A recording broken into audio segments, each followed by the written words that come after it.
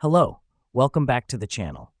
Today, we're diving straight into how to restrict access to certain Trello cards. This is your full 2025 guide, so let's get into it. First up, you need to be on the main board where your card is located. This is crucial because Trello permissions are managed at the board level. So make sure you're in the right place before you start. Now that we've done that, locate the card that you want to restrict access to. Click on the card to open up its details. The reason we do this is because the access settings are card-specific, meaning you need to adjust them for each card individually. Next up, look for the Members section on the right side of the card details. Here's where you can control who has access to the card. Click on Change Members, and you'll see a list of all current board members.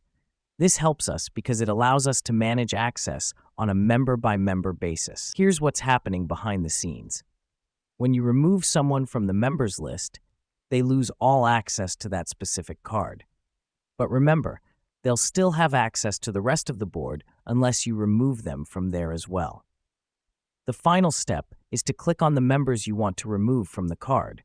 Their names will turn gray, indicating that they no longer have access. Click Save to confirm the changes.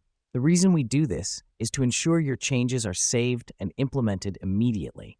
Let me explain why this matters.